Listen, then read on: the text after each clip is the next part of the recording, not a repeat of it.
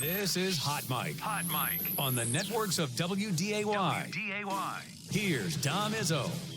I think just like Dom's outfit, they're not always pretty. Sometimes they're really ugly. But Just been all over Amazon and just about every site looking for these mustard pants. And my wife will tell you she wants to burn mine. People actually listen to your show. They watch. They I watch told it. you, yeah. play defense in that first half like Dom transitions to you after the game. It's way too long, way too lazy. But You got all these answers. I'm going to bring you over and have you do our non-conference schedule. I'd love to. I'd love to go to Grand Canyon, I would man. love. Hey, well, you're you doing can that come with. game. That's not the thing. I love when you're on Dom. You're so transparent. And I'm like, so two things are happening. That one, people are watching your show, Yes, listening. yes. Right? That Yep. caught me a little off guard. I'm just being honest.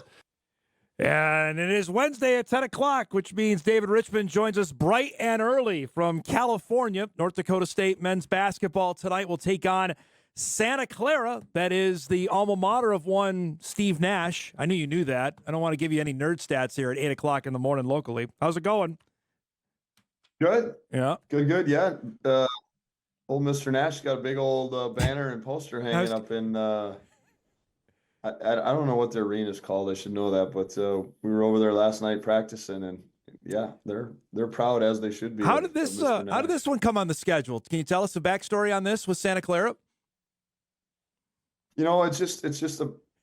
I know you love the scheduling thing. Speaking of nerd stats, They need a game, right? Everybody needed a game. Is that basically it? Everybody needs a game. So no, there's different parameters. There are, this will actually be a guarantee game for us. Where Santa Clara has paid us to come out here, and then from a budget standpoint too, we like to do what we call circle trips. So where we're going to play two games, out here. We're with the Bakersfield game the other night, and then this one tonight before we head home tomorrow, and just made a lot of sense. And it does seem to be that. And it makes sense too from a standpoint of like the Northeast. There's so many teams out there that they just seem to play each other. And the West, the teams in the West, the Midwest, it's a little bit more sparse, Yep. right? If my grammar is correct. And so we tend to travel, a little bit south and a little bit west, in our scheduling, and that was evident in this trip here this weekend. I know you well enough to.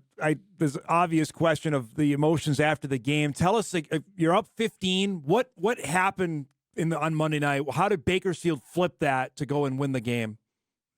Yeah, it's just one of those things that I wish I had that specific button, Dom. I really do, and. I got a ton of respect for Coach Barnes. He's been there and he's done it. I think he's got a really good outfit this year. That they're athletic, they're physical, they're very different than what we see. And the bottom line is to remove all that stuff and to remove excuses. Like we're just still learning to win as a group. And I feel like we're getting closer. And I feel like sometimes I say this in November a lot, where a lot of that getting closer to these situations, maybe not showing up in the result, that is frustrating because we are a process-oriented program, and we say that. But man, it's sure damn nice to get some wins. But we weren't able to do that. We weren't able to close, and there was a couple coaching decisions that hey.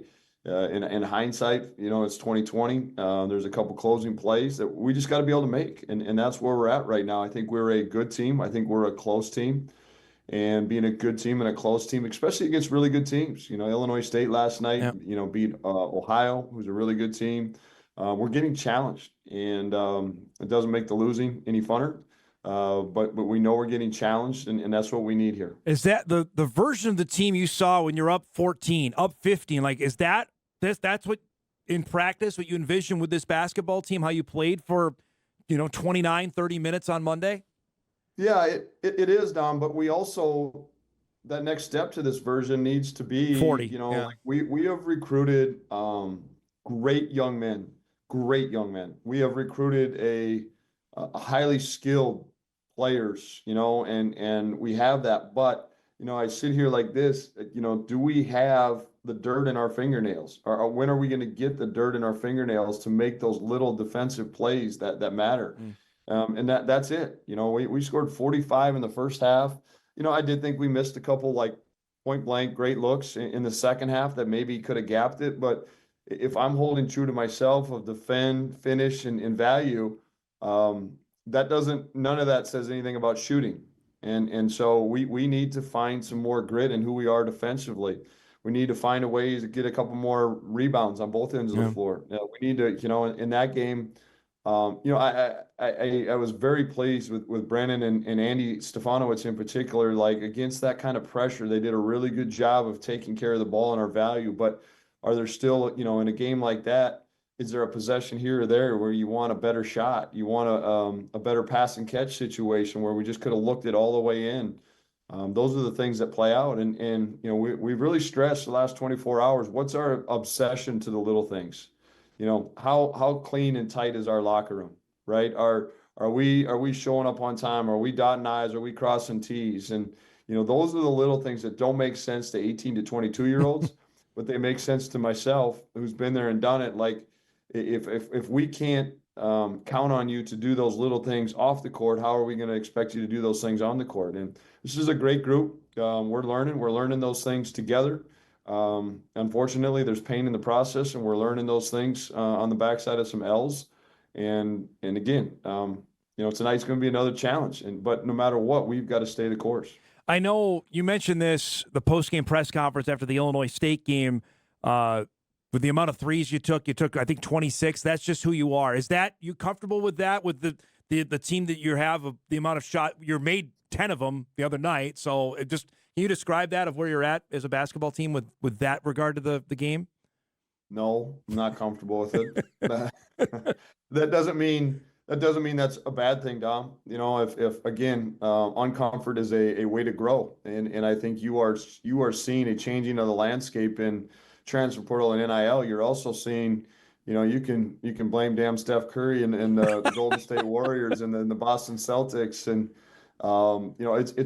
it's part of the game, Dom. And as a 46-year-old who's used to playing a certain way, there's still going to be those fundamental things. There is. But there's also things that I need to learn and embrace. These young men are growing up in a day and age where this is part of their workouts. This is part of their routines. And this is part of, there's not as much maybe street ball, right? Where guys are growing up, in the driveways or in the playgrounds and those things. What there is more individual trainers and things like that. And that's what they're seeing on TV. It's what they're seeing on social media, and that's what they're replicating. And we need to adjust some things. Now we did shoot 25 free throws in that game. So that is a step in the right direction. For me offensively, there's really three things that I'm focused on, and none of them are pertaining to the number of threes. It's, are we getting to the free throw line? Are we taking care of the basketball? And something that I've challenged this group with is, in part of that grit in our fingernails is, we need to do a better job on the offensive backboard. We got 8 offensive rebounds the other night. We need to be creating, we've set benchmarks of, right around 14 points of second chance points. And we didn't achieve that the other night. So it's those things that have got to have our attention. Well, your buddy is Brad Stevens. You can yell at him if he ruined the game for you. I'm gonna be transparent, and I hate to be a name dropper, but I called Coach Stevens last week, and like he always does, he called me back, and I just said, Coach, I'm struggling. I'm a Big Ten guy. I'm a fist fight kind of guy, and he's like, Dave, this is what it is, man. He's like, if they're good, let them rip. I'm like, Coach, it's not what that's just part of it, man. Swing, hit them, and so, it's validation. We're doing the right things. And, he's also the one that taught me that there's pain in the process, Dom. And it doesn't make the last 24 hours any earlier. It doesn't make my post-game speech in the locker room any more polite, because I just absolutely despise losing. And I really enjoy winning. But if I'm true to myself, it's the pursuit of better. And we've got an opportunity. We took advantage of an opportunity yesterday to get better. I really feel that in practice, and we need to take advantage of that again tonight. 9:00 your time. Sha'Carri has had 3, I think, really, I guess this my novice basketball mind, really good games. You're seeing his ability to score the ball. Was that even evident when you got him here, or is that totally on his development over the last couple of years? You go back to his recruiting process where he was here like on a Thursday. Yeah. And then he turned around and like he was on campus Monday for summer school. So I'd be lying to tell you like I knew everything about Jakari's game. You know, Josh Ash at the time had a relationship and a connection and did a really good job. I'm extremely proud of Jakari for sinking in his roots and continuing to develop here. He's been absolutely tremendous offensively. He's so talented. He's so athletic. You know, but Jakari got challenged the other night too. Like there's so many things that, again, with all due respect, and I can definitely consider you a friend, Dom, but you're talking about shooting. Yeah. You're talking about putting the ball in the hole. It's what everybody sees. When you're in the film sessions as much as I am and all these things, there's so many other winning plays that don't show up in a box score that you don't want to talk about in this show. And I get it, right? It doesn't get the clicks, but what it does is make us in a better mood for 48 hours. And those are the little things about being in a gap, making a hit, you know, on the situation, completing a pass just a little bit in a more efficient way that we practice. And Jakari needs to get better at that. All of our guys need to get better at it. You know, I talk to our guys, I challenge them like, you know, every team has a leading scorer down, including the bad teams. Yep. Right. Yep. And we need to make sure that, you know, we're putting ourselves individually in a position that's going to help us as a group collectively experience the results through a process that we want. And that's a work in progress right now. I'm imagining rotation. Is that still a work in progress, or you like where you're at? The guys playing, this is what I want to roll with right now. You know, I mean, you come out of 42 days and you have a pretty good idea, Dom. Yeah. But there's also in fairness to the process, and there's also in fairness to making sure that guys are engaged and doing things like that. Like you're going to see multiple guys play. If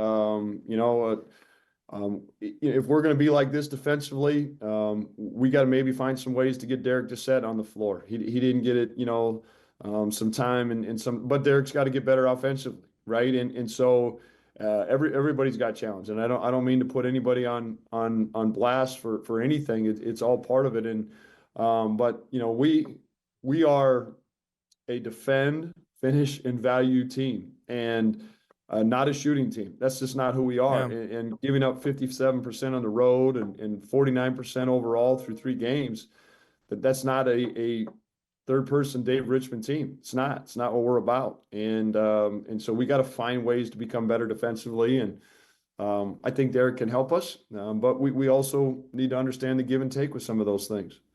Let's break here. We'll come back. It is National Signing Day. The Bison have added 1 player. We'll discuss that and maybe some other moves as well and chat about the game tonight against Santa Clara. Dave's joining us from California. Back on Hot Mic. Just a couple minutes. Welcome back, everybody. Final segment of Hot Mic here. Remember, Bison Media Zone coming up. We're going to chat some Mo State football. It is senior day for the Bison as well. We'll do that coming up in just a few minutes. Dave Richman back with us in, did you say dreary California? I know it's not warm. What's the weather like where you're at? Well, there's a pool right outside my window, an outside pool, Oh. and there's like the steam coming off. So that tells you that the air isn't where it needs to be. Mother Nature didn't get my approval out here. I had pants and a sweatshirt on yesterday from our team dinner to the bus, and it was cool. It was a brisk walk. So I'm disappointed, California, if you're listening. I'm sure. Hey, you tell me more people watch than you know, so you never know, right? I knew you'd throw that in there, didn't you? Like, I mean, you did it. But I mean it. I said this, and I hope Stacey Anderson's listening to this, because I do want some commission or something here. Like we get done with our show last Wednesday, and one of the baseball guys grabs me, one of the baseball players grabs me in the weight room in the shack and says, "Man, I love you on that Izzo show," right? And I think I'm not sure, but I'm pretty sure he said I don't ever listen except for Wednesdays at 10. I think he said that as he walked away. I'll take what I can get on that. Give us what you know about your opponent tonight. Santa Clara is a team that anybody that watches college basketball, they're normally in the mix in their league. What kind of opponent you got tonight? Yeah, I know I hired the wrong assistants because we were on the bus yesterday. You know, Luke Strage, who sits right behind me, says, "I think this team's pretty damn good. You know, they're long and versatile, like win game or games in the NCAA tournament." And that's not what I needed to hear. But they're good. You know, Coach Sendek has done a tremendous job. He's been around the game for a long time. Like you and I were talking off air, they've got an international kind of flair into their personnel, and then the way they play. Very versatile. All 5 guys on the floor can usually do a little bit of everything. They've got tremendous size, and they use that length to affect you and who they are defensively and how that affects us offensively. It's going to be a great challenge in something that we need to respond from some adversity the other night, and that's going to be put to the test here tonight. I like this league. You've played a few teams. You played at St. Mary's. You played Portland, obviously, the last couple of years. San Francisco, I know you played. Pacific. This is there a theme? Obviously, Gonzaga is leaving this conference, but is there a certain type of team in this league, or are they all different, in your opinion? Yeah, I don't know enough about that. I don't to make a fair comment.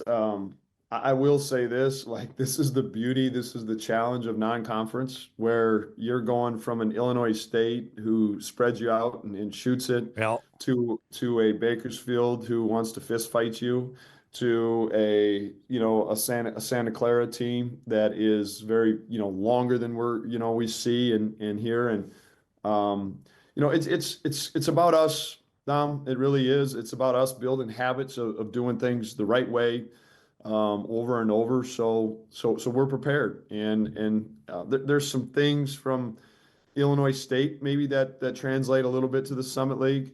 Not many teams play like Bakersfield in the Summit League. Not many teams are going to have the length and size and some of the things then in the Summit League that Santa Clara is. But what can transcend is the winning habits of us defending and finishing and valuing the basketball and crashing the glass that are going to transcend when we get to the Summit League. And that's what we need to focus on. That's what Dave Richman needs to focus on and make that the priority. I know you're obviously worried about a game tonight. It's also National Signing Day. You've added one player in Riley Massey out of St. Louis. We had Riley on when he committed in August. You could now actually talk about him. Give us the lowdown on his recruitment and what he could potentially bring to your team next year.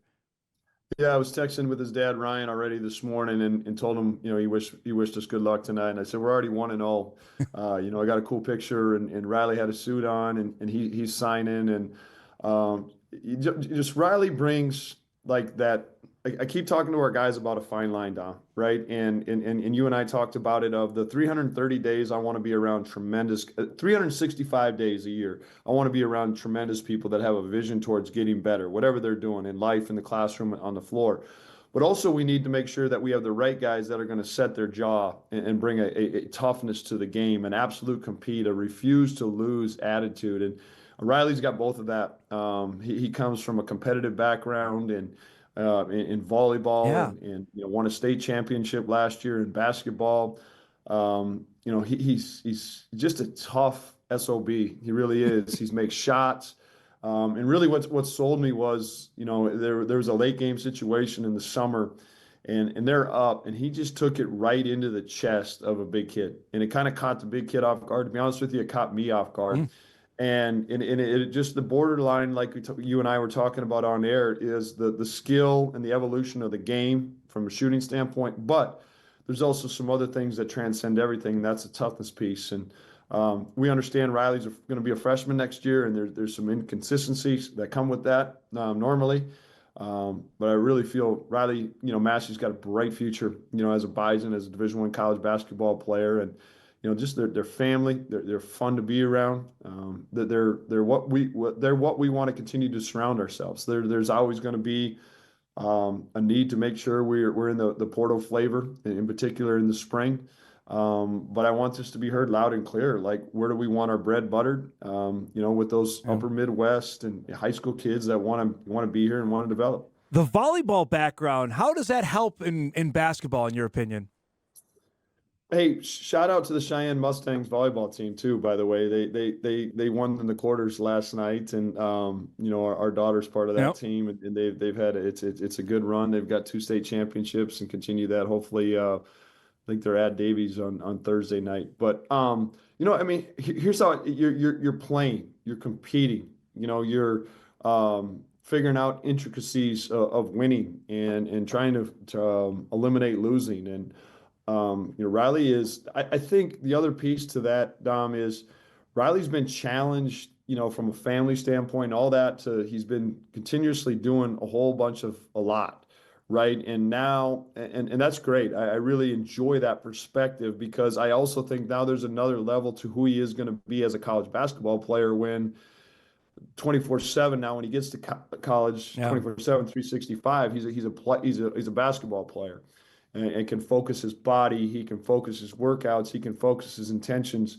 on becoming a better player. And I think that, Craig Bull says it best, like, potential will get you, nowhere.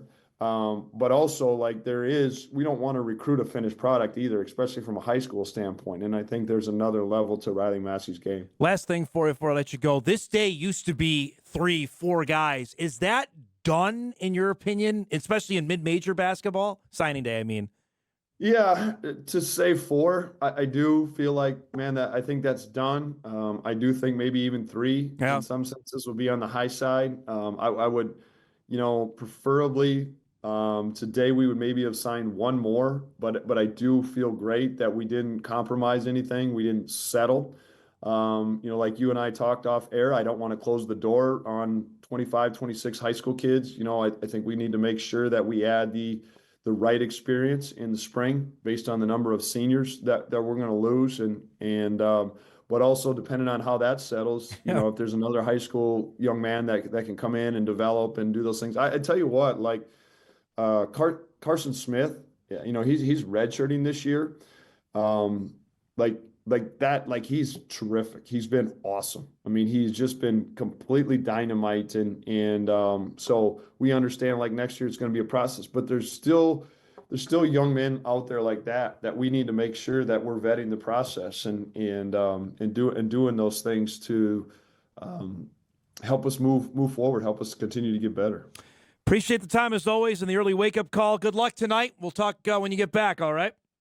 I'm still not hearing any conviction on the commission.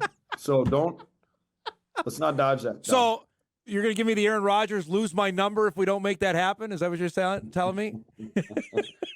I get these links on Wednesday to do the Zoom. Yeah, I get it. I'm just going to hit the delete button. delete, from now on, I appreciate the time. Yeah, we'll talk to you later. There he goes. Dave Richman joining us from California. Bison and Santa Clara coming up with